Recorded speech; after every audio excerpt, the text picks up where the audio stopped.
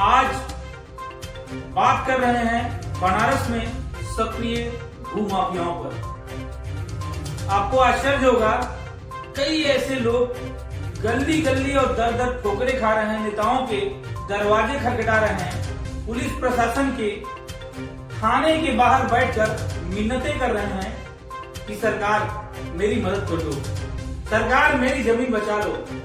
लेकिन भूमाफिया केन प्रकारेण वो कब्जे में लेकर एक साधारण व्यक्ति को उसके जीवन के जो तार हैं उसको कैसे बिगाड़ रहे हैं और तोड़ रहे हैं।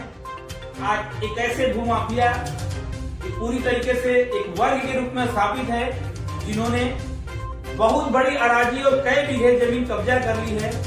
एक ऐसे व्यक्ति हमारे साथ जुड़े हैं जो अपनी व्यथा और दर्द रख रहे हैं सारे कागजात के अनुसार। और तो और इनका गंभीर आरोप है कि पुलिस प्रशासन ही भूमाफियाओं को सपोर्ट कर जमीन कब्जा कराने का कार्य करती है। और इनका अपना अनुभव है जो मुझे बता रहे हैं, मैं आपसे शेयर करता हूं। सबसे पहले आपका परिचय जानते हैं जी, अपना परिचय बताएं। मेरा नाम संतलाल है, मैं लोहता का निवासी हूँ और मेरा लोहता थाना के सामने जमीन है 9 बीघे का। तो जानते हैं कि इतने वर्षों का जो आपका अनुभव रहा है और कहां कहां आप न्याय की गुहार लगाते रहे, लेकिन फिर भी आपकी जो निजी संपत्ति थी वह आपके हाथ से चली गई। तो इस बाबत जरा बताएं लोगों को। ये जो मैं अधिकारी के पास गया, जिला अधिकारी है, एसडीएम है, थाना है, सीओ है, सबके पास मैं गया। एक बार जब थाना पर पहुंचे तो उसने क्या किया, थाने वाले ने 107 लोग चला के हमको बंद कर दिया। आप ही को? हम ही को बंद कर दिया। उसमें केस चला। कब की बात है? ये बात है अभी 2023 की। 2023 में ठाकुरबंदी और उस पर केस चला 1.5 साल। आप यथास्थिति में रखिए।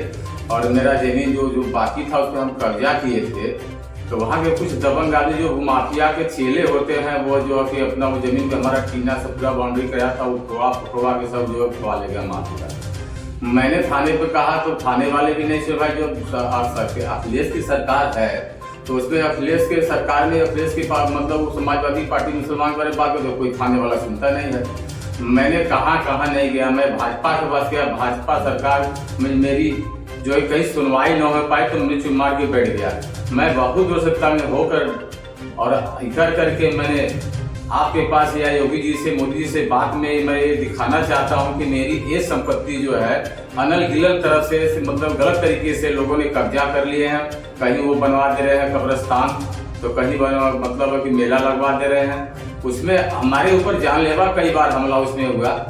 कोई ऐसी घटना बताइए जिससे जो आपको बहुत द्रवित करती हो, सोच के आप घबरा जाते हो? सोच के घबरा जाते थे। हमारे पास 2 बच्चियां हैं, 3 बच्चे थे हमारे पास में। इनको स्कूल में नाम लिखवाने के लिए, मैं लड़कियों बच्चों को पढ़ाने के लिए बहुत परेशान था, क्योंकि हमारे पीछे ये समाज लगा था कि ये आदमी अगर इसमें कुछ कर देगा तो हमको दबाव बना के चारों तरफ से मेरी हत्या कराने के चक्कर में आज भी लोग पड़े हुए हैं। जब तक मैं जिंदा हूँ तब तक हम खत्म हो जाएंगे तो पूरा खत्म हो जाएगा।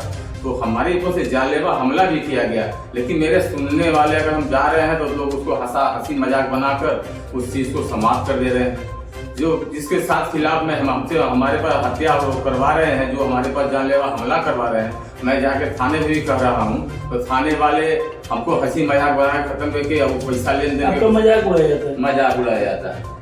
मतलब ये कहते हैं कि पागल है ये। हाँ, ये पागल है यार, मतलब ये क्या करेगा, ये तो सब बेच दिया है, ये कर दिया, वो कर दिया। आप ही को जिम्मेदार ठहराया जाए। जिम्मेदार उल्टा हम ही को ठहराया जाए। तो मैं चारों तरफ से मतलब त्रस्त हो गया। मैं त्रस्त होने के बाद मैं कुछ नहीं कर पाया। मैं आपके माध्यम से मैं चाहता हूँ कि मेरी सुनवाई हो जाए। मैं कानून के संविधान के तरीके से वो चले। मैं अगर गलत हूं तो मुझे सजा दे, जो गलत है उसको सजा दे। मैं यही आपसे मांग करता हूँ। अब क्या कहा जाए, यह विडंबना ही है। देश का संविधान और न्याय व्यवस्था दोनों इतर बितर हैं। न्याय व्यवस्था कुछ और है और संविधान कुछ और कहता है। संविधान की माने तो किसी व्यक्ति का जमीन कोई भी कब्जा नहीं कर सकता, लेकिन यहाँ न्याय व्यवस्था तो कब्जा कराने में जुटा है। ऐसे कई लोग हैं जो न्यायालय से लेकर थाने तक और नेताओं के घर के दरवाजे तक भटक रहे हैं, लेकिन इस आस में वो जी रहे हैं कि शायद मुझे न्याय मिले, और न्याय मिले तो मैं भी न्याय देवता को प्रणाम करूं। इन्हीं शब्दों के साथ मैं वाणी को विराम देता हूं। थैंक यू, धन्यवाद।